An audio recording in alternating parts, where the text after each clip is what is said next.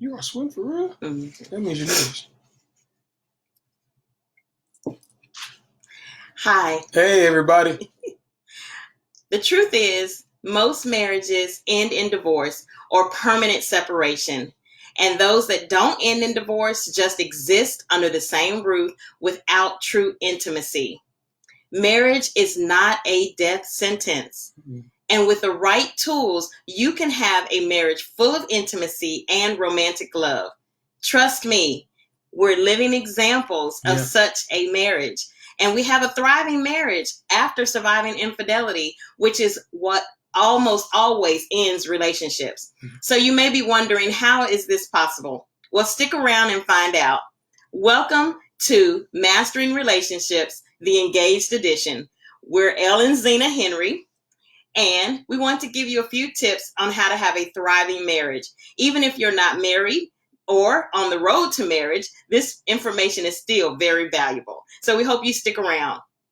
Let us have a word of prayer.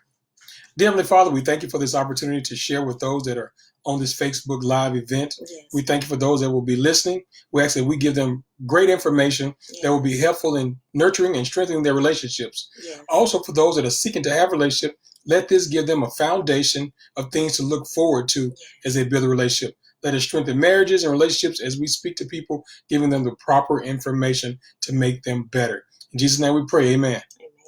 All right. Well, we want to just give you a little bit of brief information about us. Again, I'm Zena Henry, and this is my husband, Eldridge Henry, L. Henry. And we've been married 23 years. And we also have one adult son, CJ Henry. And we have been doing marriage ministry since 2007. We started an in-home marriage ministry, God's Union Marriage Ministry, in our house. And we did that on the back of surviving infidelity, like we said earlier. We went through a spell of where our marriage had died. It was at the end. And so we were trying to figure out what to do, if we were going to stay together. And we ended up figuring out what was going to happen. Exactly. And we ended up coming across Willard Harley and his wife, Joyce Harley, his website and his book, Surviving an Affair, which also helped us regain our trust in our marriage, as well as strengthen our marriage and allow us to grow. And from that, we wanted to share that information with others. And so that's what prompted us to start a marriage ministry in our home, which we kind of figured was our purpose in the beginning. And then from there, we started hosting conferences because we had been to a couple of conferences just to strengthen our marriage and to gain tools and gain insight. And we were wondering why we hadn't seen a lot of that in our own community. And so then we said, let's be the ones to bring it there. And so we decided that we would start doing marriage conferences. And so we got with our group of wonderful couples that we have from our in-home ministry, and we started doing conferences. And so that was back in 2009, the first one. Yeah, correct? The first one, yeah. And so we have been in this boat since 2007.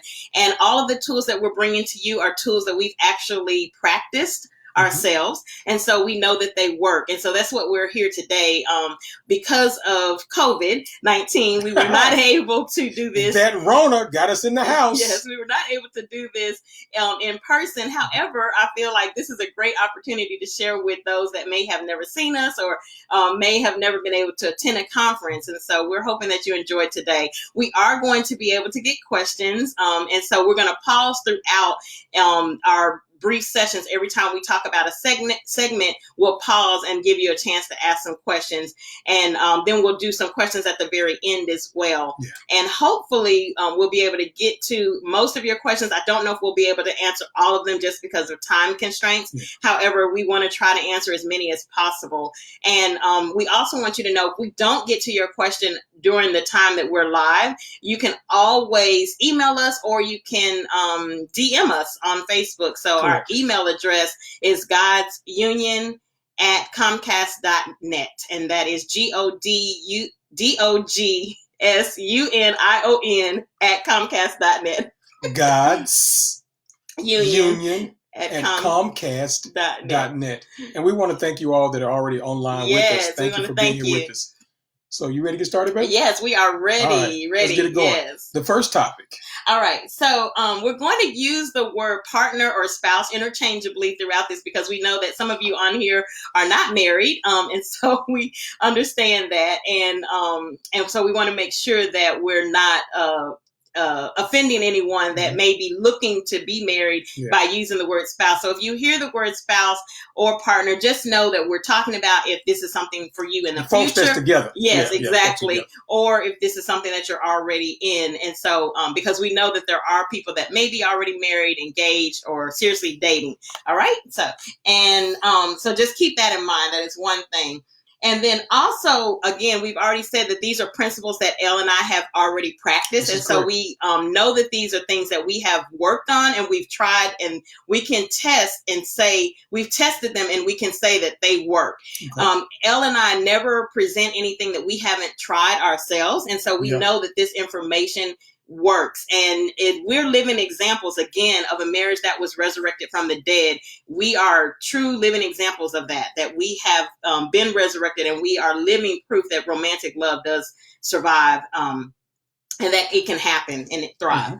All right. And so then what we want to ask, so we are giving you a chance to answer a question. We want to know, what were your expectations for marriage if you're married? And if not, what are your expectations for marriage? Like, when you think about marriage, what comes to mind? And so if you have a minute, we're going to look to see if any of you are asking, shouting out comments, and we're just going to shout out what you say. So what were your expectations for marriage, or what are your expectations? And some of the things that we've heard before is that maybe for friendship or companionship. Can anybody else think of anything else? We'll give you a minute. Can you think of anything, babe? Honestly, the first thing was I was in love and didn't want nobody else to have you. Okay. All right. She's mine. Love. So, love. Yes. Okay. I don't know if anybody has a comment on anything yet. So, but in anything that you can think of, sometimes it's financial support. Maybe people are thinking, I need someone to help me pay the bills. That's jacked up. Okay. Someone has said to come together and love one another, to build with one another and continue through life and death. Okay. Someone else said a partnership. Yeah. And hello, all. I see you guys. All right. Partnership, love, commitment. Yeah. Okay. Anybody else? Anything that you can think of? And the biggest thing about it, when I wanted to be married, is that I truly said, hey, I'm in love with her and I want to spend the rest of my life with her because she's everything that I wanted. Friendship, the trust, honor, respect, admiration, LL Cool J rhyme. But listen, when you have someone that you can be with, that friendship is really strong, that makes you want to be around them all the time, which leads you to make things more permanent. And when I say permanent, that's marriage. Mm-hmm. So when you think about it, are you trying to have something that's permanent or convenient? Yeah, permanent is always better, especially when it's done in the right way. Exactly. Someone else said, okay, companionship, knowing that you have someone to do life with. I love that. That's great. That. Doing what's right in God's eyes. Yes. Facts. Yes. God has to be in the middle. That's a big thing. That is such a big thing. That's a one thing that I realized, and my shortcomings, somebody else might be able to tag along, is that when you got married, you didn't think about God being in the midst at the age of 20, 21. But as we mature, we got to understand that this thing does not work without God being in the midst. We have a lot of times when we see unevenly yoked couples, couples with different relationships with Christ and other religions, and they falter because that's hard to overcome. Yes. Because God created marriage. Yes. So how can you have a relationship when there's no God? Yeah. And also someone else said love and your best friend.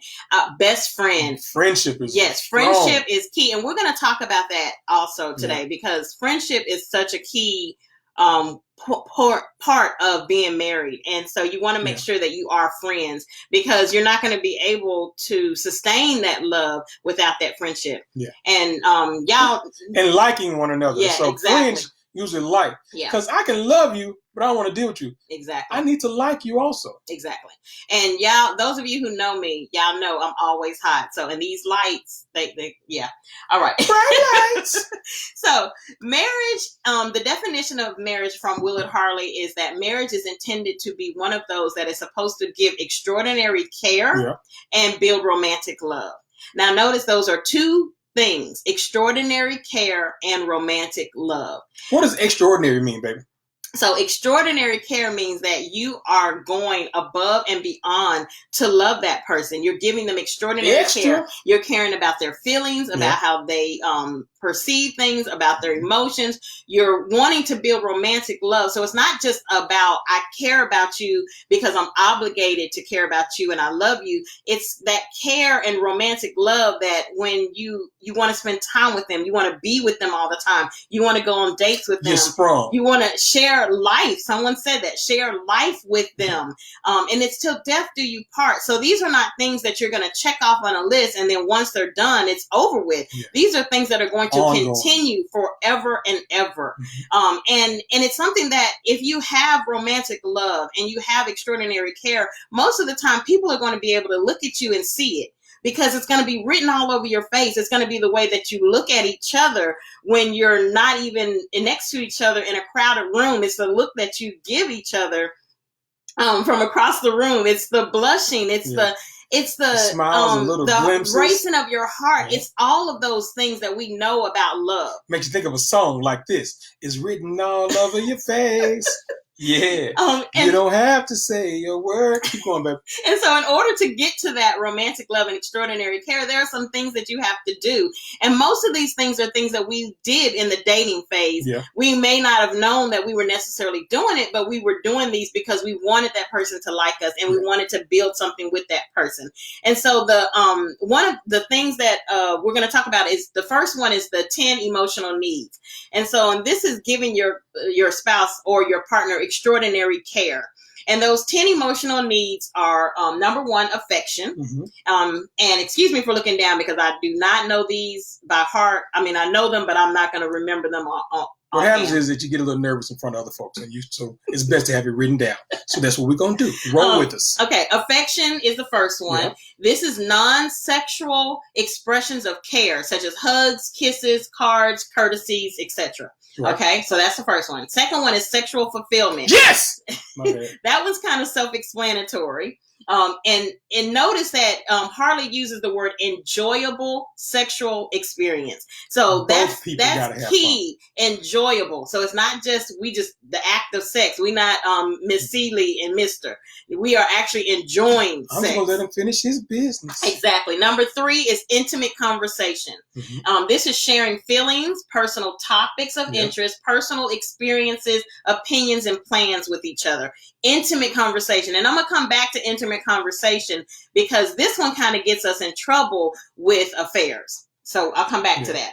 Number 4, recreational companionship. Hanging out together. Yes, hanging out. That's exactly what it is. It's engaging in a recreational activities with your partner. And recreational activity doesn't necessarily mean exercise or some type of recreation. It's you hanging out with your partner, having fun, doing something that you both enjoy. Coloring, doing. Playing Uno, Monopoly, spades, talking crazy. And key word there is that you both enjoy doing it. Okay. And this time, during this little Corona situation, we should be doing a whole lot of recreational companionship. Exactly. Because you can't go anywhere because nothing's open. Exactly. Number 5, honesty and openness. Yes. Tell the truth, shame the devil. Being truthful and frank.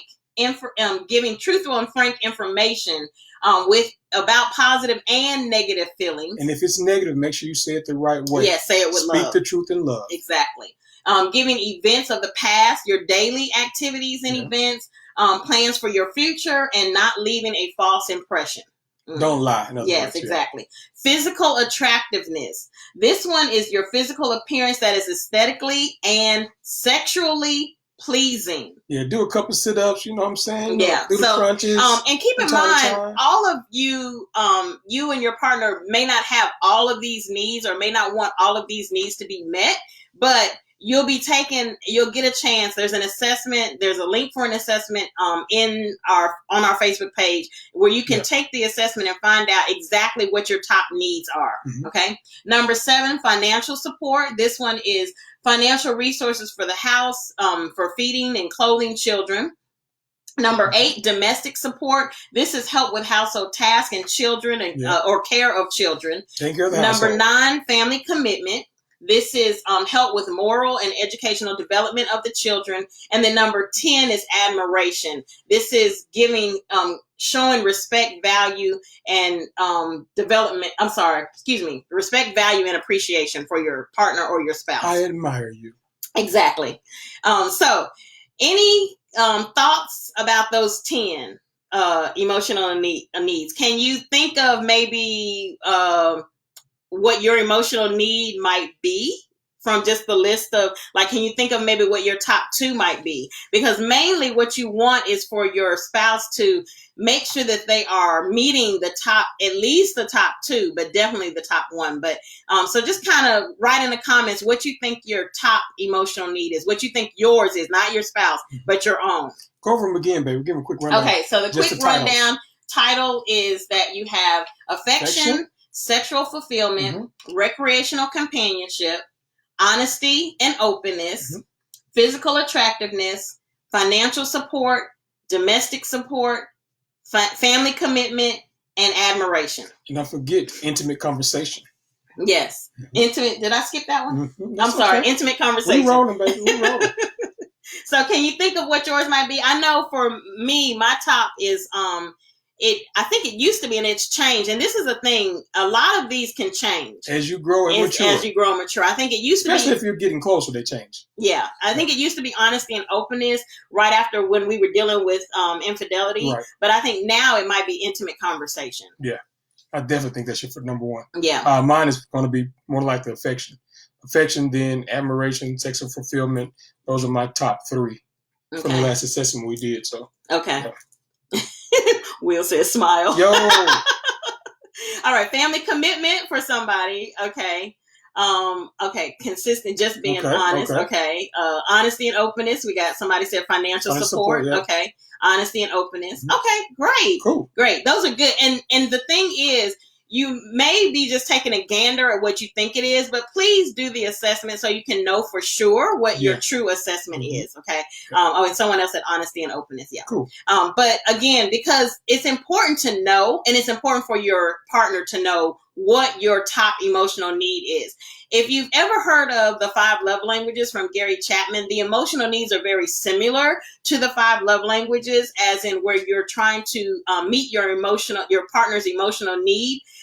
Just like Gary Chapman is saying, you're trying to speak your spouse's love language to make them feel loved. And so with the emotional needs is, if you know your spouse's emotional need, and you are meeting that need often, then you're keeping the romantic love, you're keeping them in the romantic love threshold. So basically you're meeting their need, and you're making sure that you're depositing love units into their love bank. And so this is so crucial. It's crucial that your spouse's love bank is full all the time. And you'll hear us use that phrase a lot about love bank. It's simply just like a real bank account. Exactly. You want to be able to have money in the bank so you can make withdrawals. But you want to make good withdrawals, not where you're always taking and taking and taking. Exactly. Now you're in the negative.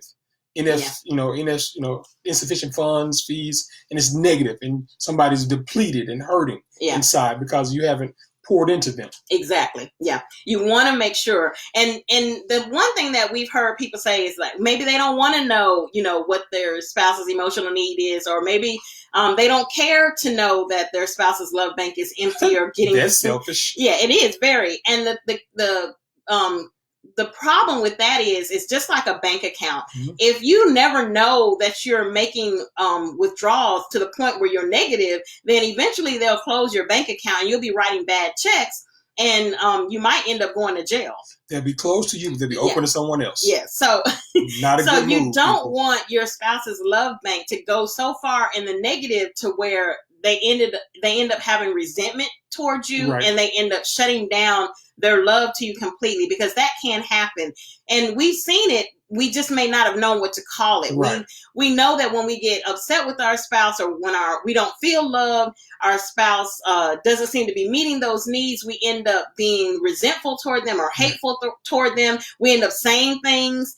We end up arguing a lot with them, and it becomes a negative place to be. Exactly. That's what you and do mainly not want. it's mostly because the emotional needs are not being met on a consistent basis. And so again, this is not a checklist. You're not going to say, you know what? I did it on Thursday, so I'm yeah, straight. Exactly. You're for not the going to next say 8 months. No. my spouse's emotional need is intimate conversation. I gave them intimate conversation today, and we're good now. You should be good. I did that. No, it's not a checklist. Mm-hmm. This is a continuous thing that you're doing with your spouse. And it's something that happens every day. We're going to talk about the policy of undivided attention time, where you're spending at least 15 hours a week with your spouse to meet these emotional needs. So all up in your face. All up in your face. All up in your face. So we're going to get to that in just a minute. So emotional needs is one area. Then we want to we want to go to the Love Busters. So Love Busters, which I love the emotional needs that Willard Harley talks about, because what Gary Chapman lacks is he gives you the 5 love languages, but he doesn't give you what to do with them. Not the opposite side. Yeah, he doesn't give you the opposite side of it. And so Willard Harley gives you what's the opposite. We want to do the emotional needs, but we want to stop the Love Busters. Yeah. And so the Love Busters are the things that are probably those annoyances that your spouse does. And we want those things to be stopped, because you can meet emotional needs, but if you're still doing the Love Busters on top of that, your spouse is you're negating the good stuff. Yeah, you're still withdrawing love units. So you want to do emotional needs, stop the Love Busters. Think about the math. A positive times negative is still a negative. Exactly. And so there are 6 Love Busters. The first one is selfish demands. You gonna do this for me. And so selfish demands are attempts to force you to do something for your partner with an implied threat. If you don't do this, you ain't gonna get none. Exactly. That's what I've been telling Zena. I ain't never held out. Does that work? No, I ain't crazy. I need it. All right. Number 2, disrespectful judgments. These are attempts to try to change your attitudes, beliefs, and behavior by forcing you into your partner's way of thinking. Right. Okay. All right. 3, angry outbursts. These are deliberate attempts to hurt your partner with either verbal or physical attacks. So it doesn't necessarily always have to be something physical. It could be you yelling at your spouse, so something verbal. When Zena be yelling at me, I be crying. When have I ever yelled at you? About 13 minutes ago, we got on videotape doing our test run. Yes. You guys will never see that video. Dishonesty is the next one. Dishonesty, number 4. People be lying. Failure to reveal thoughts, feelings, habits, likes, dislikes, personal history, daily activity, or plans for the future. One thing about the dishonesty that I like to bring up is that people say, I just didn't tell you. Exactly. That's the still omission dishonesty. The omission of things are still being dishonest, because that omission was done intentionally. Mm-hmm. So if you're intentionally leaving stuff out, you're lying. Exactly. So my thing is that when you're in a relationship, if you can't talk to the person that you stood in front of a preacher and said, to death do us part, good, better, rich, poor, sick. Good point. Why did you get married? Exactly. And we found out when we talked to a lot of couples, people lie about the craziest things. Yes. Don't lie. Please don't lie. Yeah. All right. Number 5, annoying habits. Behavior repeated by your partner without much thought that it bothers you. So it may be something like the way they eat, the way they talk, the way any of those things, the way they clean up after themselves, etc. You don't bathe. Exactly. And then number 6, independent behavior. This is a major one in relationships. Hey, where you at? Me and the boys are downtown at the bar, smoking cigars, chilling and kicking a bobo. Mm-hmm. You want to call me? What time you get out of work? Oh, I get off around 3 o'clock. You know it's 9 p.m., right? Oh, yeah.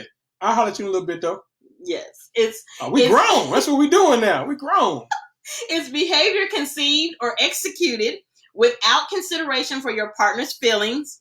These behaviors are usually scheduled and require thought to complete, such as attending a sporting event or engaging in a personal exercise program. So again, independent behavior is you doing something without thoughtful consideration for your spouse.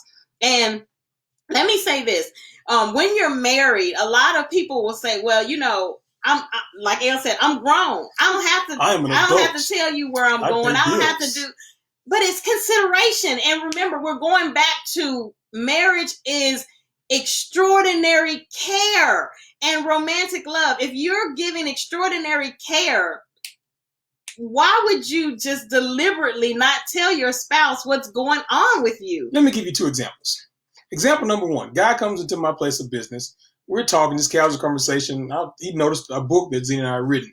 And we got to talking about relationships. He told me that he called his wife the week before, and he said, what's all that loud noise in the background? What y'all doing at work? I ain't at work. I'm at a concert. A concert. I was like, well, hell, okay. That's different. Yeah. Yeah. Then how'd you feel? Man, I was mad as all get out, blah, exactly. blah, blah, blah. So concerts usually mean you buy tickets ahead of time. Mm-hmm. So this was something that had happened, we'll say 3 days before the event. That's independent behavior. Exactly. Another situation is, got a new car, pull up in the driveway with a brand new car. Yes. What car you in? I just bought it for me. Oh, okay. Independent behavior. Yes. Bad ideas, people. Yes. And again, independent behavior is a major love buster. Yeah. It destroys relationships. Yeah, period. It destroys them. It will withdraw so many love units. Yes, we are recording. Yes, it's recorded. It is going to be recorded and available after we're finished. Yes.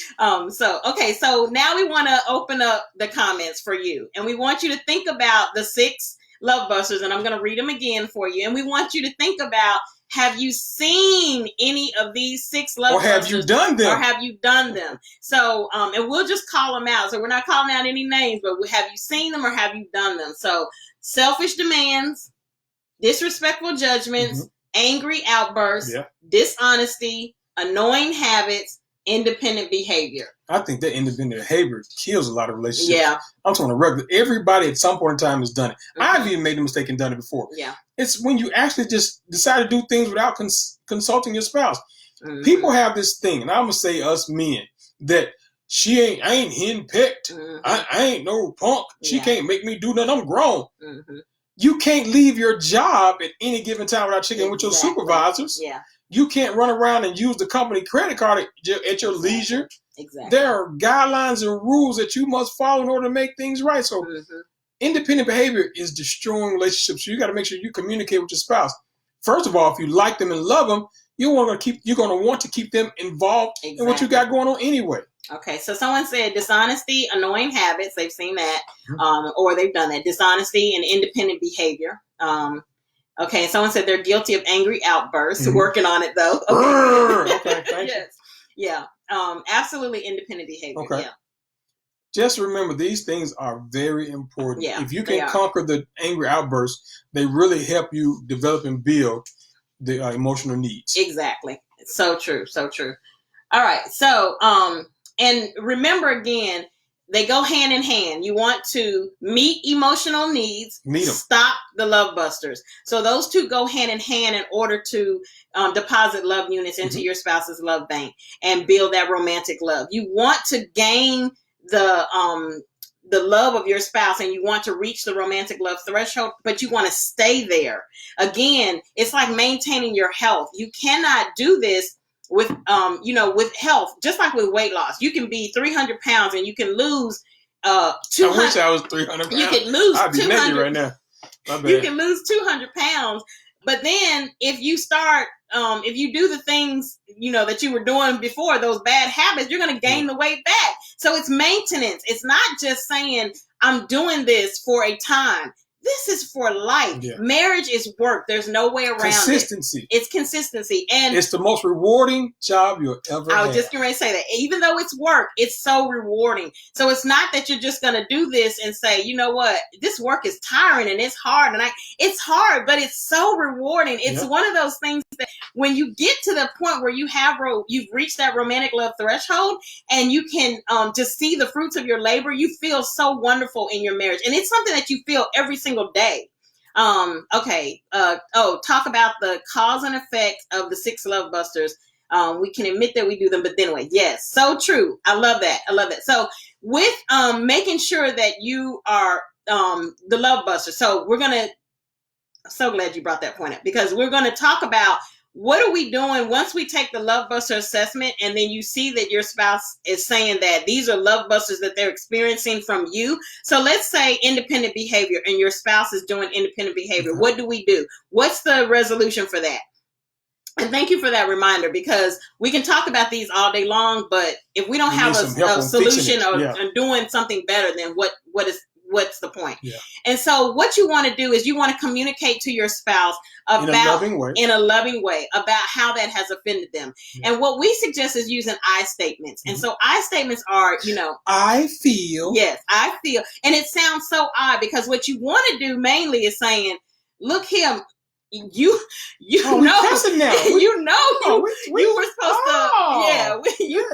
know you want to do all of that. You know you were supposed to be at home or tell me where you was going, and you didn't tell me. And so it's the moment that you say you've put that person on the defense. You got me messed up. Exactly. You know better. Yeah. You shouldn't have done this. Yeah. I can't believe you. So you want to make sure that you're saying it in I statements, and you want to say, I feel hurt, or I feel disappointed, or I felt hurt, or I felt disappointed, or I felt alone when you didn't tell me that you were going to this concert. I'm gonna be real. I was pissed off when you did this, here. Hurt my feelings. Yeah. And because in other words, y'all probably don't use. Exactly. I mean, but as long as you're starting with an I statement. Yes. Because you want to make sure that you're letting your partner know that it is about how they made you feel. Yeah. I have been offended. And in a relationship of giving extraordinary care, your spouse's response should be, that was not my intention, and how can I make it better? So that's what you hope. I'm posing that for you to say, if that was not my intention, how can I make it better? Because really what you want them to do is say, you know what? Okay, I didn't know that I was making you feel that way. What can I do differently? How can I make you better? How can I make this better?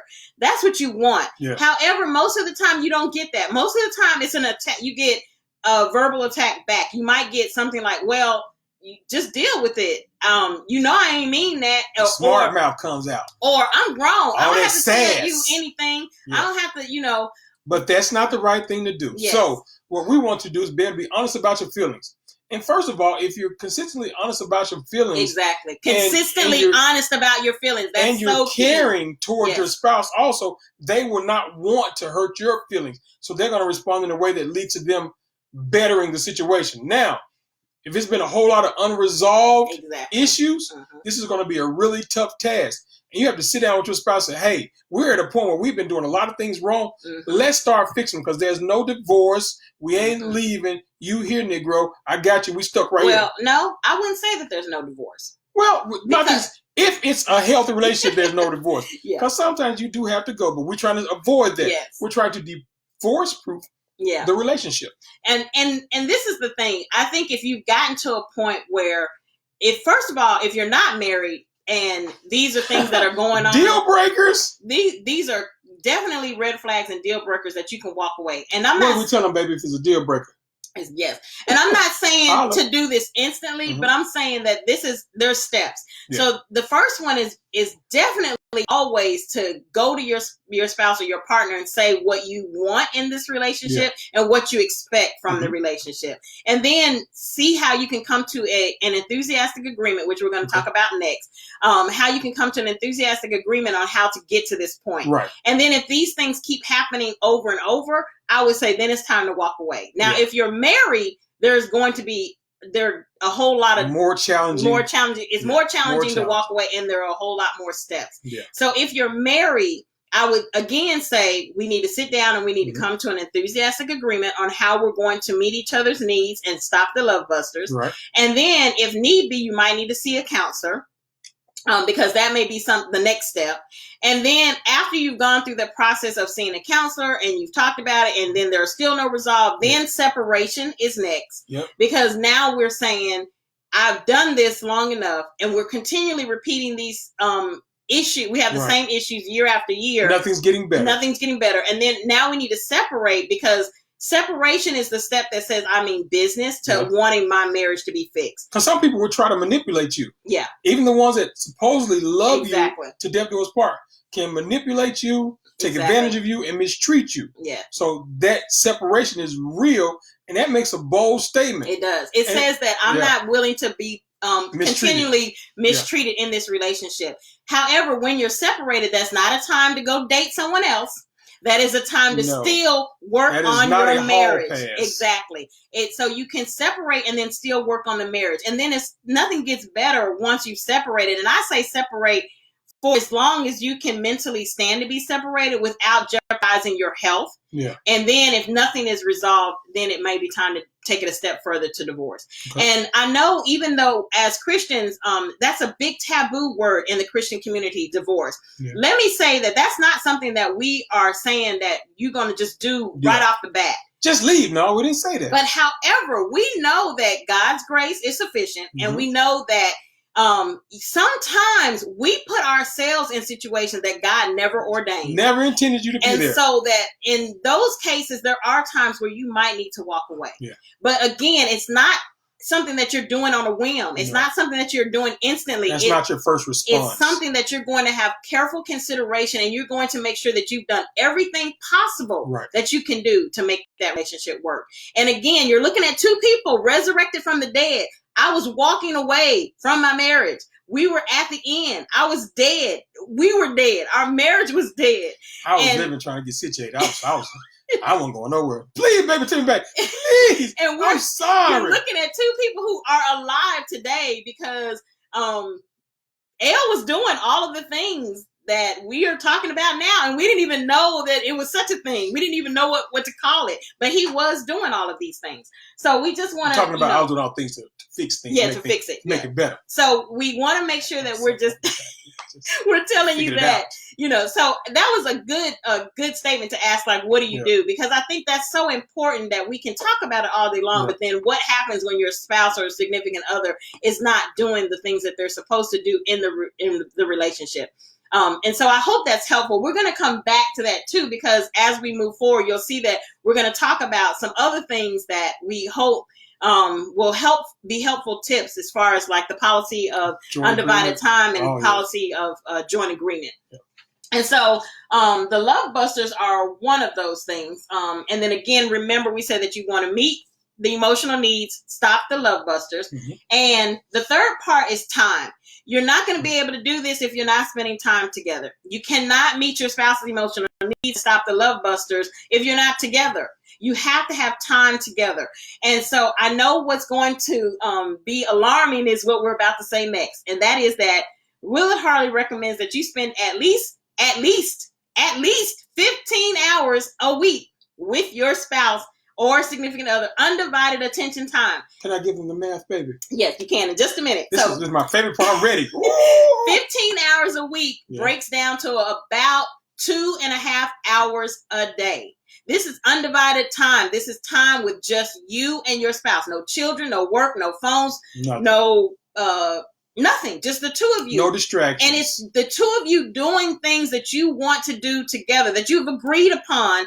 And it is also the two of you meeting each other's emotional needs and not doing the Love Busters. Because I guarantee you that if you're doing Love Busters during this time, your spouse 15 hours a week, your spouse is not going to want to spend time with you for 15 hours if you're love busting. Basically what happens at that point, they enter the room, you exit the room. Exactly. And that's not getting it done. So you don't want that. You want to make sure that you're getting your time in. And you can break that time in any kind of way. It could be 1 hour Monday through Friday, and then 5 hours on Saturday and 5 hours on Sunday. It could be 1.5 hours Monday through Friday. But it's daily. She's saying daily. It's daily. Yeah. It's got to be daily. You cannot say, you know what, well, I'm not going to see you Monday through Friday, but then on Saturday and Sunday, I got you 9 hours on Saturday and 6 hours on Sunday. Look at my baby cat. No. Do that math, girl.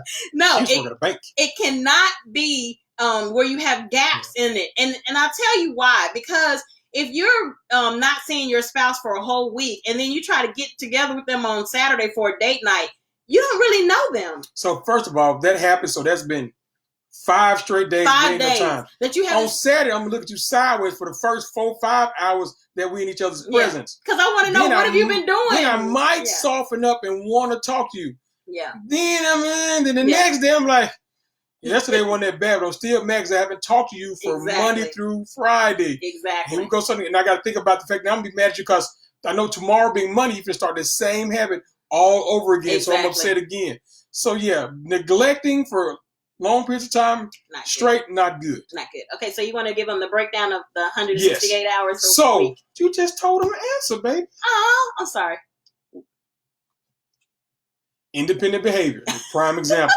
That's what we're not going to do. So there are 168 hours in 1 week.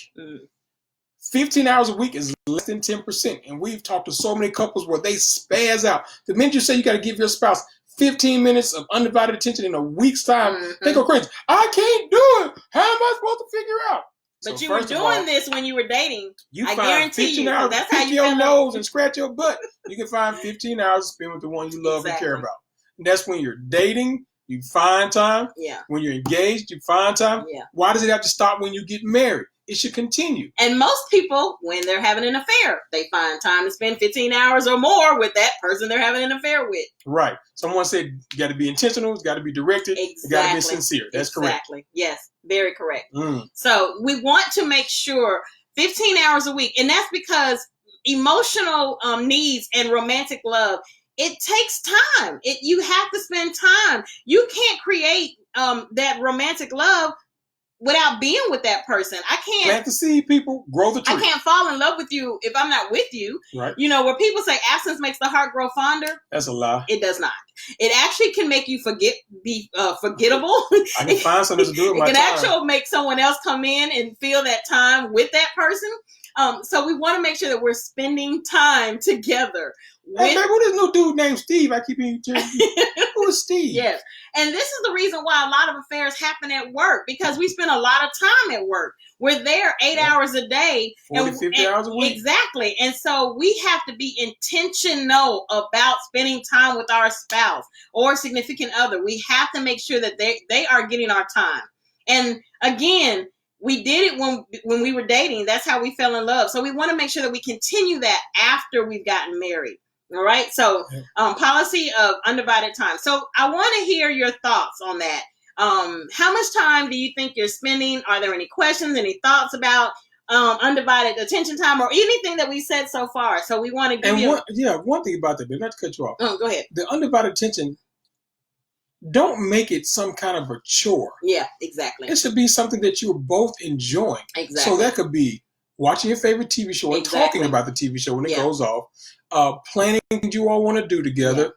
Sometimes you can talk about how pleased you are with your children at times, but don't let it be only about household business and, bills that are due and, so-and-so got this going on. Things that are enjoyable. Yeah. So make sure it's a positive situation when you're getting your undivided attention. Yeah. So Mr. Bain said, absence does not make the heart grow fonder. It makes the heart wonder.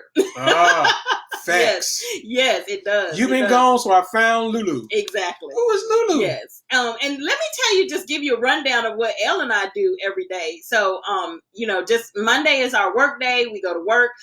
When we come home, I usually get home before Elle, so I will try to do the things that I need to do, such as cook, maybe get a workout in, and whatever else I need to do. Check emails. Yeah, check emails or whatever. Then by the time he gets home, if we're not meeting with a couple, we're either sitting down in front of our favorite TV show that we've recorded, and we're watching. We might have several shows that we didn't get a chance to watch, so we're watching those shows. And then about 9 o'clock, we're usually getting ready to head to bed, and we go to bed together. Even if I'd be fighting that one. Even if we're not sleepy, we try to make sure that we go to bed together at the same time, because that's another thing. You want to make sure that as much as possible that you're spending time overnight with your spouse. You don't want to be away from your spouse overnight. And again, I know that some of you have jobs where you travel out of town, but you want to make sure as much as possible that you're together overnight, because again, these are things that build intimacy. Yeah. That intimacy, it's all about intimacy and romantic love. Closeness. Exactly. All up in your and then a lot of times when we do get in the bed, we usually are sleepy and falling asleep on the couch, but then when we get to bed, we're revived. And so we go upstairs and take showers. Now I'm wide awake. As soon as like, oh, that's Yeah. round two. It's a problem. Yeah, so when we get upstairs, we end up having pillow talk, and so we end up talking about different things. And a lot of times we talk throughout the day. We're usually on Hangouts. We're talking through Messenger on Hangouts all throughout the day. We're getting information about each other. He's telling me funny things that are happening. I'm telling him funny things. And it's not like we're sitting there at the computer all day long for 8 hours. It might be, like at 10 o'clock, I might say something, or like at 8 o'clock when he gets up, he's like, hey, babe, good morning. Or then at another, like 1 o'clock, I might say, he might say, oh, it's almost time for you to get off. And then at, 2:30, he might say, oh, you ready to go? And then I'm calling him in the car, and I might talk for about 5 minutes on my way home saying, I'm getting ready to head home. Is there anything you need me to pick up? When he gets off, he's doing the same thing. So yeah, so I mean, again, and we're taking care of each other. We're hearing about each other's day throughout the day. So we want to make sure that that's so important, that you are staying connected. That's important, is staying connected and building intimacy. All right, so let me see some of the comments. Okay. Oh, thank you, Nina. And then I was gonna say if your work schedule allows it. Yes. Okay. No, Facebook, she would like me to share. Okay. All right. Anybody else? Any comments or questions about anything that we've said so far? Because again, we know this is a lot of information, and we're just kind of giving you tidbits. Emotional needs, you want to make sure that you're meeting those needs, not doing the love busters. You can do it by spending 15 hours a week with your spouse. It's really a big change. Mm-hmm. Yeah, but it works. It's not hard. Hey. So this is one thing I tell people all the time. If you work 50 hours a week, you sleep 50 hours a week, so 8 hours, 7 days, 56, so that's 106 hours. You still have 60 hours a week. Exactly. So 15 hours of that, so 25% roughly, with your spouse. Exactly. You can still go do other things. Yeah. You still do things with the kids. Yeah, you can still do. There's still family convenience time in there. Yeah. You can still go to your favorite sporting hobby if you got one. Go shooting guns or golfing or basketball. Yeah. But you've made a commitment to your family, your relationship, your spouse. Those things are not that hard when you put things in perspective. Exactly. Yes, there will be some people that have to be creative. I got a night job, you got a day job, I got a split shift. Exactly. It just takes more effort.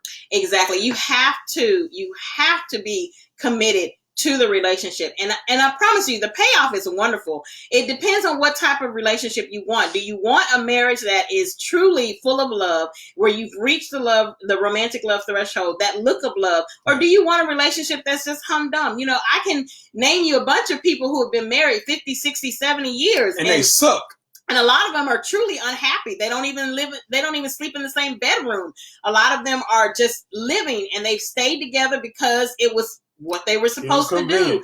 But we don't want you to be in a marriage of convenience. We want you to be thriving, because that's what God has called us to do. We're not here to just be, humdrum. Again, sometimes the Bible, because I'm exciting. The only Bible that people will ever read is you. Yeah. It's your marriage. They see you as an example. And this is what we are supposed to be representing: God's love for the church. And let's see, actually spending time. Oh, one of my friends said she likes spending time with her husband. Yes, and so I mean, again, I feel like we're saying this, and we don't want you to take it lightly. We want you to make sure that these are things that you're going to start putting into practice. Yeah. And it may be something that you've never heard before, or it may be new, and it may be uncomfortable. But again, if you practice it, it is something. Angela crazy. Angela Caldwell. It is something that you will enjoy. Yes. Okay, so 15 hours a week. Yep. Let's see. Where am I? Okay. You do the back end front of that? I did, okay. Yes. All right, so now we want to talk to you about the friends and enemies of intimate conversation, because all of this, again, communication is going to be key throughout your whole entire relationship. Communication is key. Key. Exactly.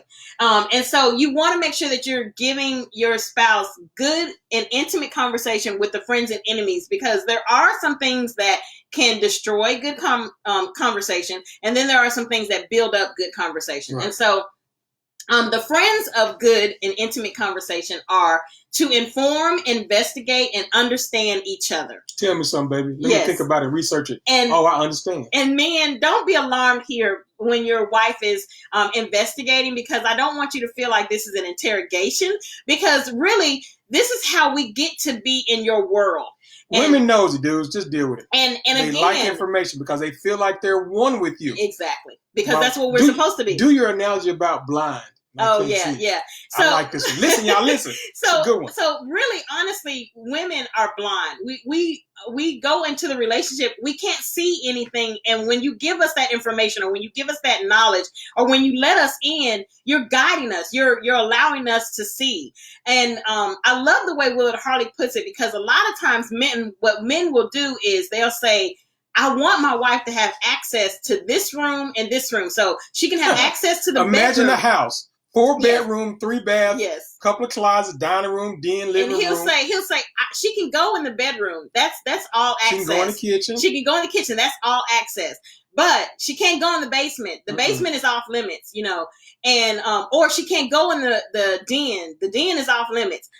And just imagine living in a house where there are some doors that are locked to you. Yeah. You both live there, but you can't go in certain rooms because the door is locked. And there's a sign on there that says, keep out. Zena, stay out.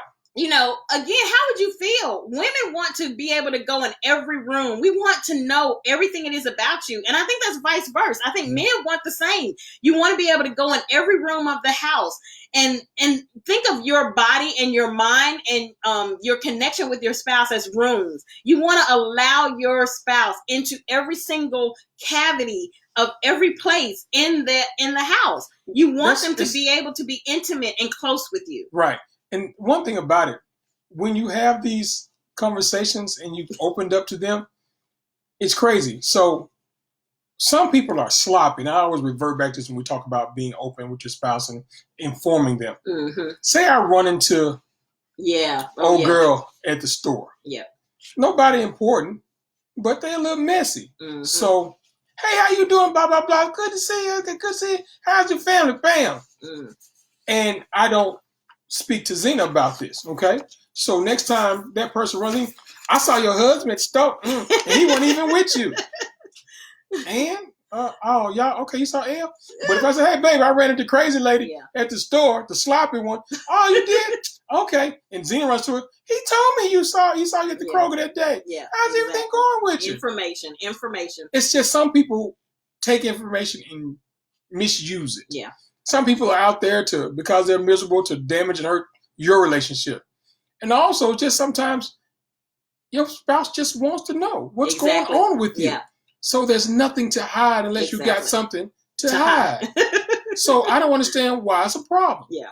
Unless you got something to hide, there's nothing to hide. And honestly, when you're dating, you probably gave all of this information so freely. Hey, baby, today I'm wearing blue underwear. And it is funny how once you get married, you decide, I don't want to tell you anything, or I don't want to let you in that room because you're afraid of what? I don't understand. You married this person and you married them for life. So why would you not allow them access to all the deepest parts of you? No keys on the doors around here, no locks. And that's part of building that true intimacy. When you can be so transparent with your spouse and free, and you can just allow them into the deep depths of your soul. I think that's so important. I'm in your soul. Yes. All right. I'm in the soul, y'all. So that's the first friend, to inform, investigate, and understand each other. The second one is to develop interest in each other's favorite topics of conversation.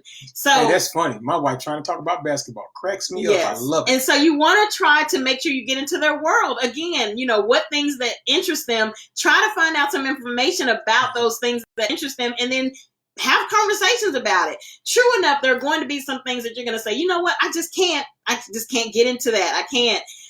But try to find something that the both of you can find that's interesting. If it's not the topic of sports, then find something else your spouse likes that you can be interested in that conversation. So try to find something that interests you about them that you can talk to them about.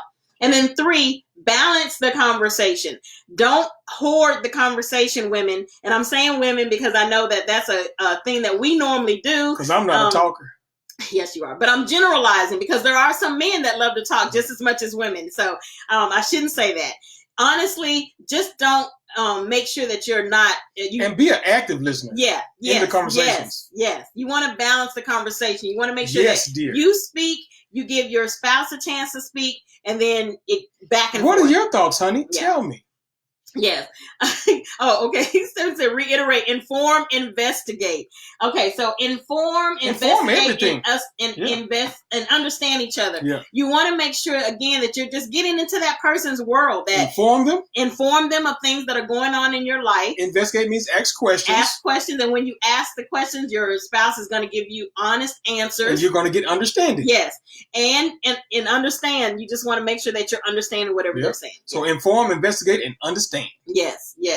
And then fourthly, you want to give each other undivided attention when you are conversing. So you want to make sure that you're paying attention, that your phone is not out or you're not watching TV.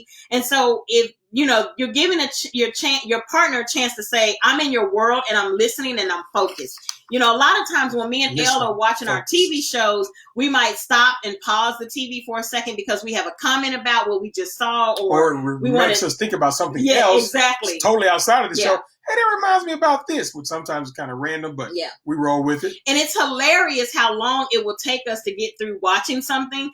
I'm just mesmerized every time we start watching a program, and we're like, I'll say, well, how long is it? Like if we're about to get ready to go to bed and we're like, we got an hour left. Well, it might be. We're going to fast forward through the commercial, so it's only going to be 40, 45 minutes. But it usually takes us 2 hours later. 2 hours to get through a program because we're pausing it and we're discussing it as we go. So again, that's us building our intimacy and reaching that romantic love threshold, because even though we're watching TV, which something can seem so a task that's not undivided attention on each other, we are still giving undivided attention because we pause throughout and we talk to each other and we ask questions and give information. So I think that is so funny. I think I just noticed that we do that a lot. One thing about it, when we talk about relationships and building them, all the little things matter. All the little things make it stronger. So don't overlook any aspect or positive part of a relationship. Just build upon them so that things get even better. And honestly, we spend a lot of time watching TV. We spend a lot of time, we go to church, do the Bible sort of thing, but we spend a lot of time watching TV. Our jobs are a little bit frustrating because I don't have a regular job, in my opinion, and my wife deals with children all day. Stressful. So it's a little different, along with the other tasks that are added. This is our stress-free. When we get home to each other, it's like, man, I can't believe what I went through today. I'm so glad to see you because I know you actually like me and care about me. So what's up? Yeah.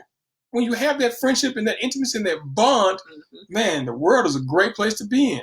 And also the fact that we mentor other couples too. We're always working on our game. It's stressful.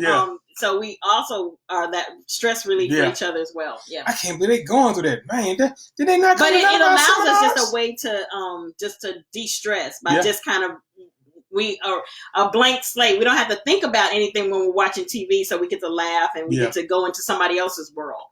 They were dark. All right, so I'm gonna tell you the friends of intimate conversation, and then we'll talk about the enemies. Okay. So the friends again: inform, investigate, and understand each other. Number 2, develop interest in each other's favorite topics of conversation. 3, balance the conversation. 4, give each other undivided attention when it comes to conversing. So I want you to tell me, what are you going to work on this week specifically? Inform, investigate. So that's number 1. We'll say number 1. Number 2, develop interest of each other and develop interest in each other's favorite topics. Number 3, are you going to balance the conversation? We're talking all the time. 4, are you going to give each other undivided attention? So which one of these, just shout out, which one of these do you plan to work on this week? 1, 2, 3, or 4? I'm going to give each other undivided attention. I'm going to focus on you, baby. Okay, so that's number 4. Yeah, I'm a number 4 guy. So number 1, inform, investigate, or understand. Yep. Number 2, develop interest in each other's favorite topics. Number 3, balance the conversation. And number 4, give each other undivided attention. So what y'all working with? I think I'm going to work on number 3, balancing the conversation. Why don't you work on number 2? Number 2, develop interest. You think I need to work on that more? Yeah, we talk about some basketball because I'm talking about sewing and stitches and seams and flounces and silks. Okay, so we got number 4. So someone's gonna work on give undivided attention. Ashley's gonna work on inform and investigate. Oh, great! Thank you. No, perfect. That is exactly what we want. We want you to, those of you again who are not married. This is great information for you going into a relationship. Yeah. Always. I say it over and over.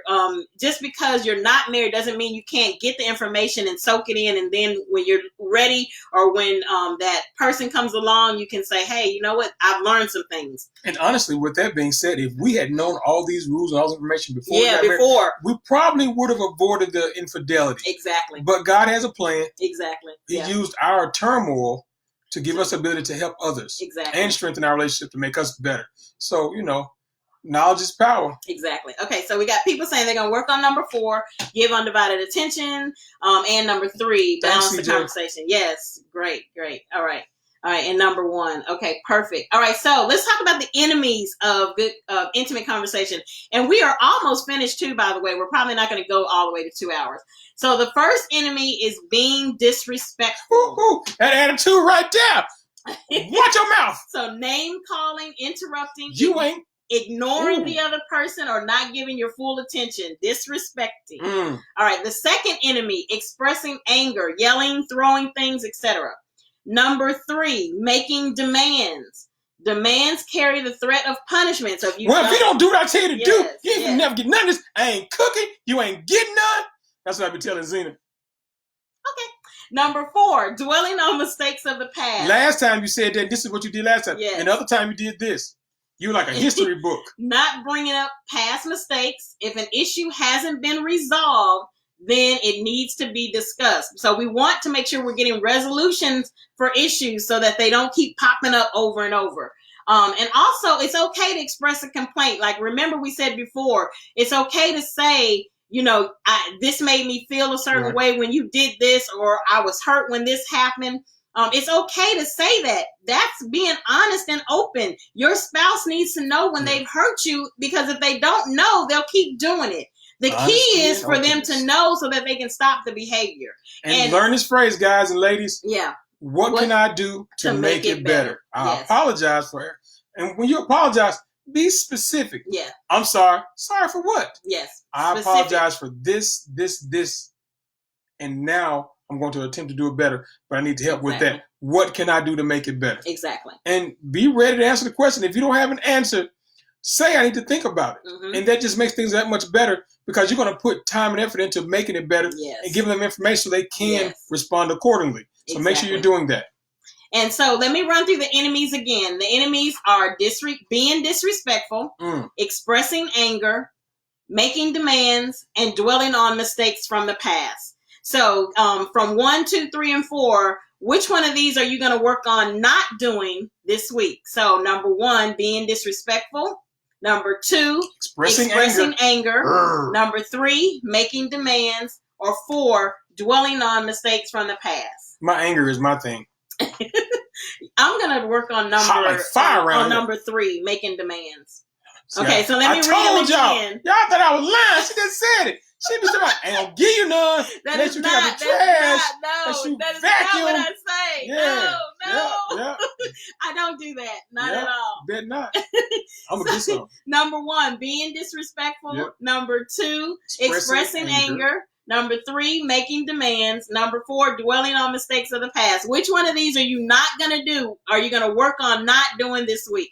I think a lot of people have a problem with number 4. Dwelling on mistakes. Yeah. Okay. So number 1. All right. Oh, you're welcome. Hey Dorothy. So dwelling on mistakes. I think we're all somewhat historical when it comes to that. That's a big thing. Yeah. Because a lot of times it means that there are unresolved issues. Yeah. And it hadn't been discussed, hadn't been resolved, hadn't been fixed. So that's why we do that. Thank you. We actually, it's such a good thing to resolve an issue and to make sure that you get clear resolve. Yeah. And if it's not resolved, or if you're getting into a point where you start to try to resolve a situation and it gets heated, take a break. Yeah. Take a break for a minute and then come back to it. People are often scared to step away for a minute. Exactly. Just remember that if you're going to step away, make sure you say, we're going to come back. Mm-hmm. Let's talk about it tomorrow afternoon when I get off work. clear heads need to prevail. We need to take time because I'm getting upset. You're getting upset. Exactly. That way things won't get further down the wrong road. Yeah. You know, damaging the relationship more. You don't want to make sure you just cut it off. Yeah. So put a stop on it. We got a lot of answers. So some said 4. Looks like 4 is the consensus. Dwelling on the mistakes of the past. And then number 2. Yeah, number 2 is expressing anger. Okay, yeah. No, that's a good one too. You said you're going to work on that this week. Okay.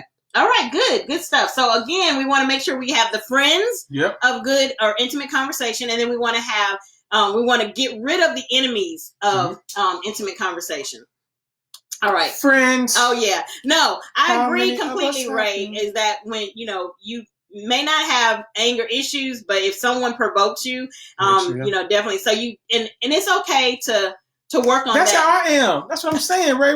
That's how I am. That's not how he is. Yeah. He is automatically angry making me all mad. The time. Pushing my buttons, flipping my switch. What is that on the side? Nothing. So, no. So, okay. So, let me see. When a partner expresses a complaint, action is needed. You want to make sure that when your partner is saying, I was hurt when you did that, or you made me feel a certain kind of way, you want to make sure that you come back and address the complaint. Complaints are good. Yes. Complaints are always a good thing.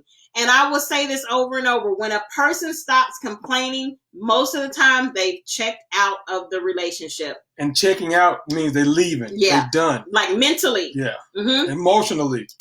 Exactly. And which sometimes leads to physically. Exactly. So, so you want to listen to your spouse's complaints. Sometimes I think that complaints are not coming in the way that you would expect them to. A lot of times complaints come in the form of other things like grouchiness, or they might be angry about something.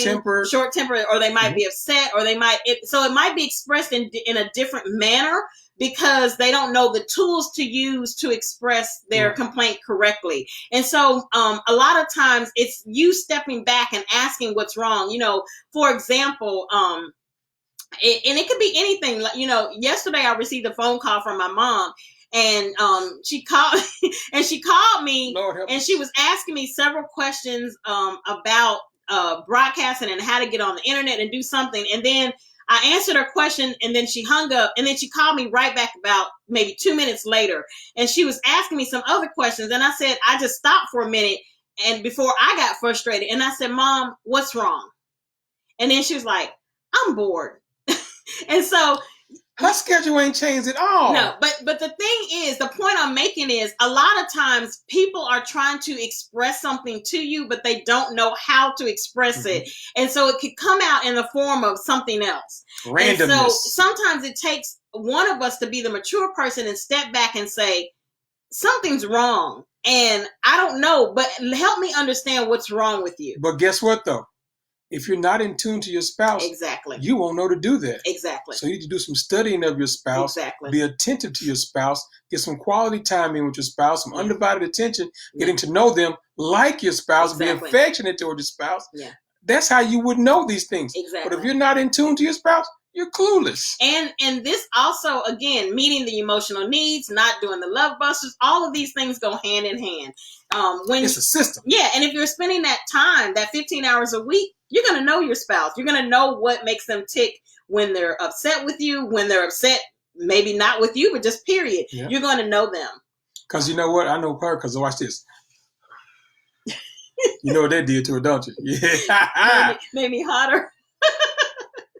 All right. So the last thing we want to talk to you about is the policy of joint agreement. All right.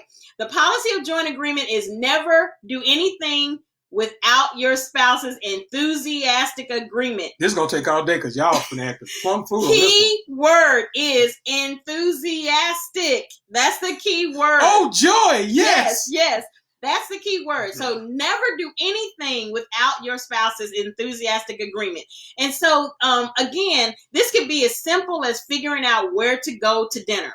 So let's say your spouse... Or as intense as moving and buying a new home. Oh, yeah. Or a vehicle. Yeah. Or the school your child is going to attend. Exactly. So let's say your spouse wants to go to Red Lobster and you want to go to TGI Fridays. We don't go to neither one of them places. I don't know why she picked them random restaurants. So let's try again. No. J. Alexander's or Char. Let's talk about things we don't like. Are we in enthusiastic agreement over these decisions? Yeah, because that was trash. Man, we don't go there no more. I know, but I was just throwing out some random place that everybody knows. Oh, randomness. Okay. Anyway, so and if you're saying that if your spouse wants to go to Red Lobster, so let's say Red Lobster is where they want to go, but you don't want to go there at all. And so your spouse is enthusiastic about it. But please, let's go there. What usually happens or ends up happening is one person will capitulate.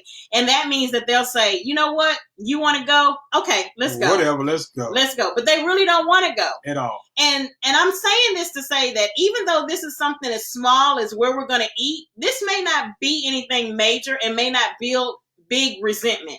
However, if it happens over a period of time, if this is something really major, like buying a house or finding out what school our child is going to attend, or going back to school for yourself, exactly, and then you continually capitulate, that could build major resentment in your spouse.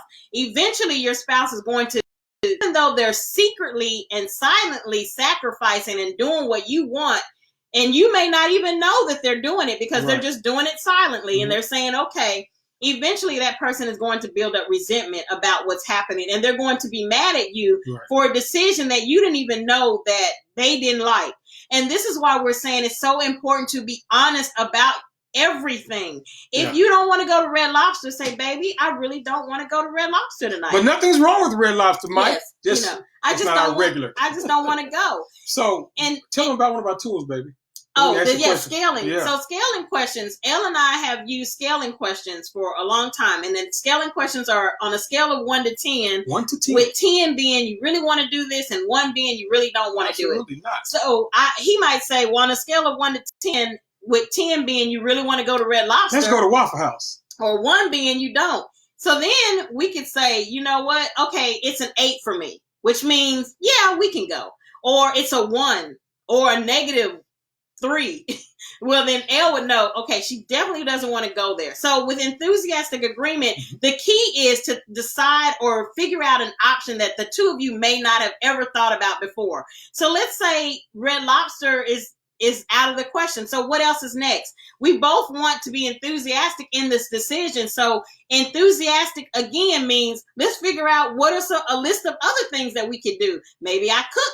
Is that enthusiastic for both of us? I like it when you burn. Or maybe we go to Olive Garden. Is that enthusiastic? No. Maybe we go to Burger King, get something and bring it home. Whopperland. Maybe we go to J. Alexander's. So whatever it is. And then you just throw out a list of things until you both are at a 10. We go to Wing Guru and see Will. Yeah. So maybe you throw out all of the suggestions that you can think of until you both say, yes, that's an enthusiastic decision for me. Okay, so Eric says, do you think it is healthy to not always enthusiastically agree about something? I think about sacrificing it. So I think it depends. I think if you're sacrificing so let me say something about sacrificing, because there's a difference between sacrifice and capitulating. Yeah. So sacrificing can be done as long as it's not something that happens over and over and over. And so, for example, let's say you want to go, your parents come in town, or you have a family reunion and you want to go to the family reunion. I'm just saying, just giving an example. You don't never want to go to mine. You don't like yours. See, we got problems. We ain't perfect. We got problems. We got problems. I cannot. Oh, wow. So let's say you know that your spouse's mother doesn't like you, but this is not the case in us. I'm just using this as an example. My mama don't and like so you say she does like me. And so you say, you know what? I'm gonna go to the family reunion and suffer through this, and knowing that the mother don't like me, the aunt don't like, nobody likes me, but I'm going anyway. I sacrifice. Now that may work one time. Once every other year, most family reunions. But if you have to do this every single weekend, or every month, like the family dinners and stuff, Sunday dinner, eventually that person's going to build a resentment about that sacrificing. And I'm just using that. That's a big example. It could be anything. So just keep in mind, sacrificing isn't sustainable. Yeah. We can sacrifice, but if we continue to do it, somebody's going to build up resentment. The idea I want you to put in mind is sweeping things under the rug. Exactly. That dust becomes dirt. That dirt becomes a hill. The hill becomes a mountain. Now you got an Yeah. obstruction in your den. Yeah. So you have to talk about it and express your feelings. Mm-hmm. I feel that so many times couples run from conflict. Yeah, exactly. That's not good. You can't run from conflict. No. It's going to happen. Yeah. It's a part of life. It is. But when you love each other deeply, you can get through conflict. But it has to take place. Exactly. And conflict doesn't mean you're boxing in the den. Exactly. It just means you're having discussion and you have an opinion and they have a different opinion. I'm glad so you explained the conflict that. Yeah. is very, very healthy. And a lot of times leads to amazing sex. So the conflict can be your friend once we find the resolution. Yes. And keep in mind that when you're talking about sacrificing or give and take, usually that means one person is winning and the other person is losing. We don't want losers in the family. We want both of you to win because you are one. So if your spouse loses, you lose All I also. do is win. And if your spouse wins, you win also. But you want it to be enthusiastic. And this is not something that's easy to do. No. It's going to take you practicing, and it's going to take you practicing on things that aren't a big conflict. And growth. It's a lot of growth. It is. Yeah. It seriously is. And I'm going to say prime example. Me and Elle had this discussion just today when we were about to set up this Facebook Live. I had one idea in my mind to set up in the back room because I already have a desk set up for where I do my online teaching. And I was like, this is going to be the perfect place. We got great lighting, everything. And then Elle already had in his mind that we're going to do it in at the kitchen table, and we're going to put the lights in here. But neither one of us discussed this with the other. We both just had these thoughts in our mind, and we never said anything out loud. We never discussed it. And so when Elle brought it up this morning, she got an instant attitude. She want to fight me. I'm in the bathroom. Well, she got issues. I was like, player, hey, you ain't gonna talk to me no any kind of way. I ain't no punk. Angry outburst. So and it wasn't that bad. No, but it wasn't. She that was bad. truly like, hold on, that's not what I had in mind, because in my mind, I said I'm helping my baby, so I got something planned out to make her life a lot less stressful. I got the whole idea: Wi-Fi, internet, Ethernet cable, extra lighting. Bam, I'm ready. I got her. She ain't got to worry about nothing. She just got to present. And I said, babe, this is not enthusiastic agreement. I'm not enthusiastic agreement about what we're doing. And I said, and we're going to talk about enthusiastic agreement today. And we're not in enthusiastic agreement. What you going to do is what I said, woman. That didn't work. And so, but we ended up talking it over and we tried both spots. We did a test run and we ended up going with Elle's idea. So Big Daddy be winning. So again, a lot of times it's just a matter of you discussing it and then trying it, because that's the other part of the policy of joint agreement. Once you've come to an enthusiastic agreement, then try it and see if it works. And then revisit it. If it doesn't work this time, then you know what? Say, well, let's revisit this topic, put it back on the table, discuss some more options, and then try something else. Yeah. Because sometimes things aren't going to work the way you plan it. But the only thing you can do is test it out, trial and error. And that's what discussion and conflict and resolution and all of that is about. It's about you getting to a place where you want your spouse to know that I care about you. Remember, go back to the marriage definition. It's giving extraordinary care. It's where you're saying, I care about you. I care about what you think. I care about how you feel. I care about whether I'm hurting you, whether you're happy. Yeah. I care about you. I need to be all up in your business. Exactly. And so that's the whole point. It's not about saying I'm right all the time, or you're wrong, or I'm right. These are the things that are going to happen, and this is my way. I'm grown. It's none of that. It has a place in marriage. Yes, marriage is about romantic love and giving extraordinary care, and I cannot express that enough. And so, with enthusiastic agreement, you want to say, I'm enthusiastic about what we're about to do. Yeah. And then again, only thing you can do is try it. Yep. So let's try one way. If it don't work, okay, on to the next option. Let's say that with the dinner situation that we decided Olive Garden is where we're enthusiastic about going. Then we get to Olive Garden, service is horrible, food is horrible. Well, you know what? Next time we may not choose Olive Garden. We may choose something else. So again, it is about talking things over. And it's not about getting to the restaurant saying, see, this is why I didn't want to come to Olive Garden, because look, the service is bad and whatever. It's not about, pointing the finger at your spouse, making them feel bad, or, saying, see, I told you so. It's not about that. It's about you both coming to an enthusiastic agreement about something. and knowing that this decision that we're making, we've made it together. Both of us are We are one. Enthusiastic No about it. Okay, I want to hear from you. I want to know, what are your thoughts on enthusiastic agreement, or any questions about enthusiastic agreement? What are some things that you're thinking about? The policy of joint agreement. What you thinking about it? Huh? Talk to us. I know it's a challenge for most. It is. It was a big challenge for us and our other couples we talked to, because it requires you to do a lot of in-depth thinking. Yes. And you have to break things down and respect and honor their view on whatever the topic is, and then they have to respect and honor your view on things. Yes. And then you got to break it down and make a decision. Yeah, and it also requires you being honest about your true feelings. Yep. It requires you telling your spouse how you feel truly, which is hard for a lot of people to do, because when you're talking about how you truly feel, it makes you vulnerable, and your spouse can use that information. So, you know. Yeah. Ray said crickets. Ray said crickets. Eric, do we answer your question? Does that make sense about that? The give and take and sacrifice, yeah. You know, and it may be that, you know, the reason why you may not have any thoughts because you're processing it, that's okay. Mm-hmm. Because it is a lot to think about, and you're probably processing or thinking it through. Again, just keep in mind that everything that we're giving you is information to help you have a stronger and healthier marriage. Okay, so I love the idea of enthusiastic agreement. Okay, great. Scaling would definitely be used. Yeah. Thank you.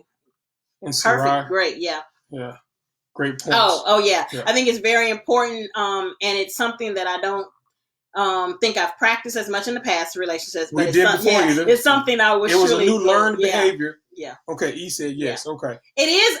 All of this was definitely something that Elle and I had to learn, and it was new to us. Mm-hmm. And so we had to make sure that we had to make sure that we practice it, and we had to practice it when we weren't in a area of tension for us, you know, which allowed us to be able to do it when we were in tension, you know. So if it was an area of non-tension that we practice in, then when we got to a point like today, when we had an issue, we were able to talk it out and work through it. I love you, girl. I love you too. No, I agree. Being consciously aware is the first step. You got to be aware of your thoughts, your actions, and your feelings. And again, like I said, don't be afraid to share your feelings with your spouse, because or your partner, because honesty and openness is such a key component of intimacy. And I know that can, especially if there have been past hurts, I know that's difficult because you don't want to trust your partner with information of that depth. But the only way that you can get to a deeper level of intimacy is by going past the surface stuff. We can stay on the surface in our relationships all day long, but dive deep, player. But that's all that they'll be is surface relationships. If you just stay, give them an example of surface stuff, baby. You know, surface stuff is like, you know, how you doing? Yeah, hey, how are you? How was your day? Oh, it was good. You know, oh, well, the kids need to be picked up at such and such, or you know, what do you want for dinner, or where are we going to dinner tonight? You know, that's surface stuff. But the real stuff comes when you can say, hey, what's on your mind? Exactly. And I can say, you know, you hurt my feelings the other day when you didn't call me back, or when you didn't come home right away and I didn't know where you were.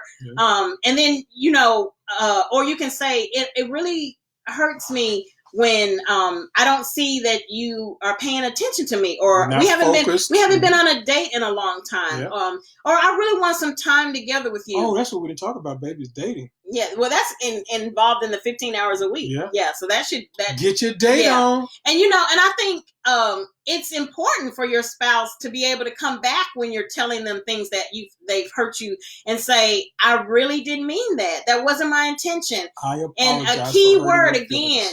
What can I do to make it better? What can I do to make it better? Yeah. Strengthens cohesiveness. It does take practice, and it does strengthen cohesiveness. That's the whole point. Intimacy.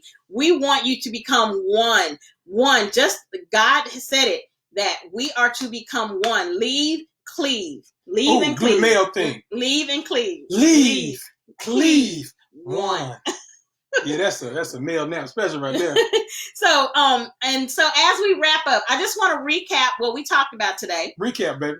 Yes, so marriage is giving extraordinary care and building romantic love. So we want to reach the romantic love threshold.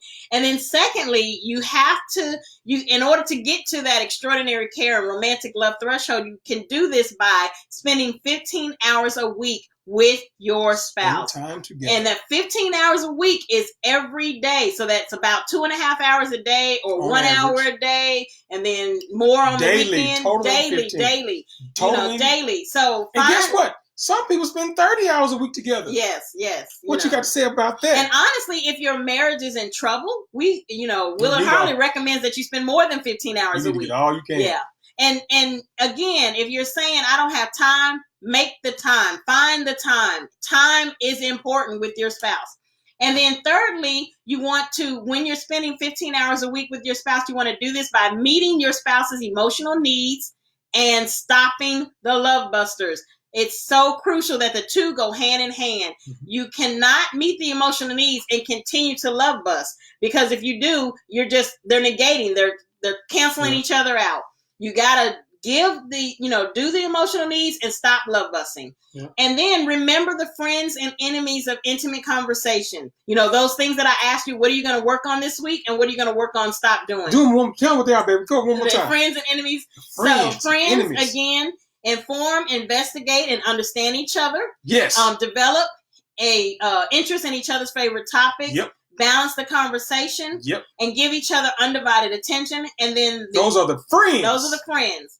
Then your enemies are being disrespectful, expressing anger, making demands, and dwelling on mistakes of the past. So those are the things that you want to stop doing. What you said? I was going over example. Remember that time when you? Yeah. Want to do none of that. All right. And then lastly, we talked about the policy of joint agreement.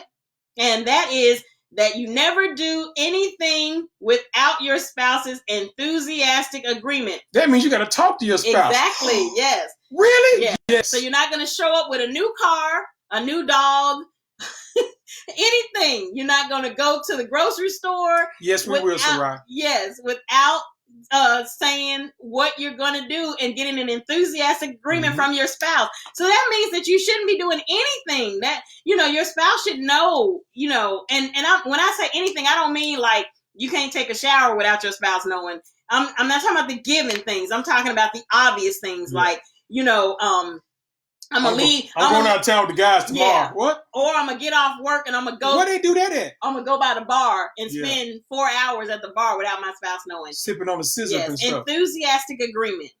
I got a lot of songs in my head. I know, always. Like Tony, I Care For You from the Sons Revival album, 1991. Hold it, baby. Hold it. All over your face. Hold it until we leave. I'm going to sing to you. No, please.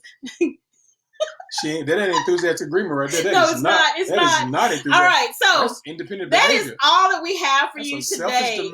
Again, COVID took us away from doing this in person at the library on yesterday, and so we want somebody's name. Hey, COVID. Come here. So we were able to do this Facebook Live, and I think we enjoyed this way more, even though these lights are burning. So next time I'm going to know not to turn this heat up in the house, because I was cold like 5 minutes before we started this video. You got on. And now I'm burning up over is not breathable. But anyway, we want to hear from you. Are there any final questions, comments, thoughts? All of this information again, is we'll leave links to our website where you can find this information, and we'll also send you out a copy of what we've talked to today. So give us a minute to get it all pretty. And make sure you go to our website and register, so all of our upcoming events, you'll be already in the know. Yeah. And it's GodsUnionMM.com. Yes, GodsUnionMM.com. Actually, we can type that down there. And we'll also post this video to YouTube, and we'll leave it up on Facebook as well. We're gonna leave it on Facebook and on YouTube as well. There's a link. Yes. So any final thoughts, questions? Talk to us, people. Talk to us. Yes. We're an open book.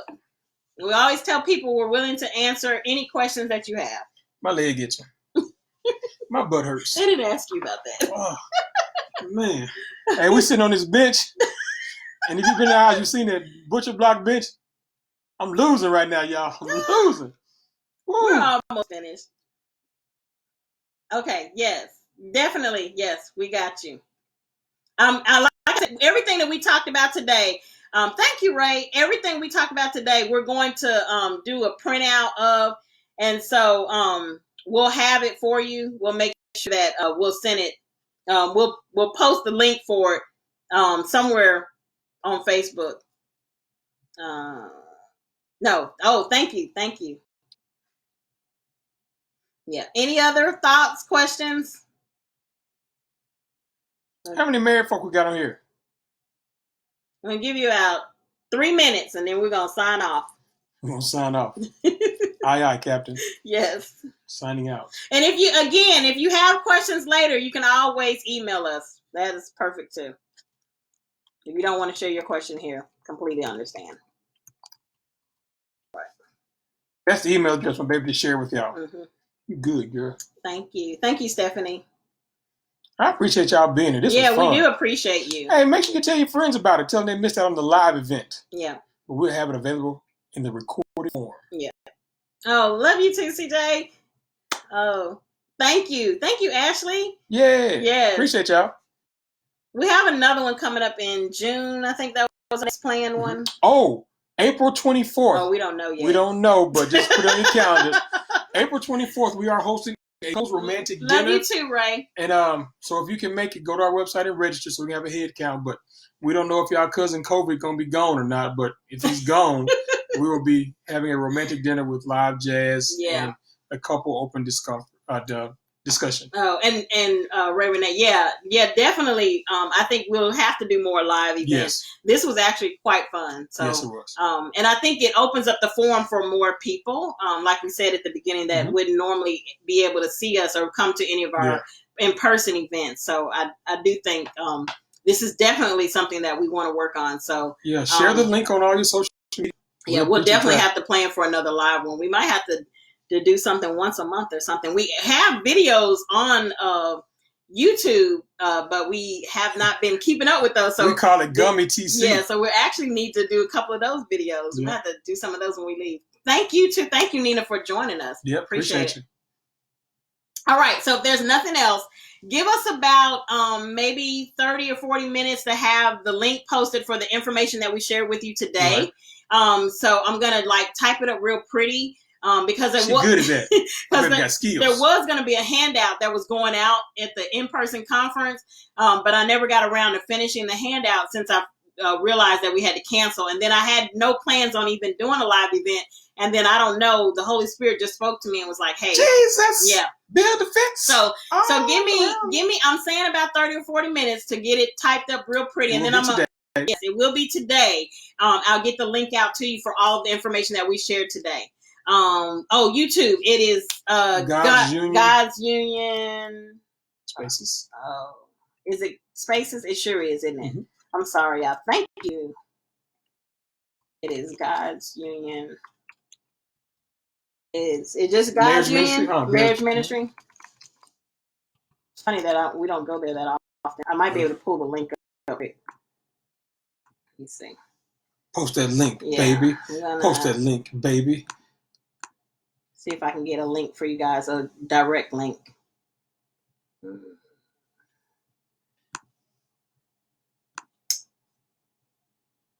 Yeah. There it is. She found it. All right. I found us a link to our YouTube. That's our YouTube channel. Yeah. Oh. Thanks, Coach. CJ. What did he say? Yeah. Good game. Oh, yeah. You know what? Ray? I know. We need you back here. I look good in a big robe with a turban on my head. I need to come to the UAE. All right, guys. We love you. And we are so grateful that you guys joined us today. My wife ain't ugly, boy. I keep telling you. Bye-bye. Love y'all. Let's pray out. Oh. Dear Heavenly Father, we thank you for those that joined us today and those that could be here with us, Lord. Thank you, Lord. We ask that the information bless their lives, strengthen their relationship, and give them more knowledge and a way of bettering their lives through relationships with those that they care about and love. Bless this ministry. Let it go forth in a way that pleases and strengthens the kingdom of God. In Jesus' name we pray. Amen. Also, I forgot to mention, we've written 2 books. One of them is called Intimacy. It's a devotional book. It's a couple's guide to devotional. And then the other one is called After the Dust Clears. It's Finding Love Again After Infidelity. It's based on our true story. Yes, it's a memoir based on our true story of dealing with infidelity. And they're on Amazon.com. So you can just search Amazon.com and then search for Zena Henry, and you should. Oh, holla at me. I got a couple in the truck. And the book should pull up. Yes. So, all right. Thank you so much for your support, for your time. We appreciate you. Thanks and share it with the world. All right. Gummy TC. Yes. Share it with the world. Love you. Love you guys. Bye-bye. Take care.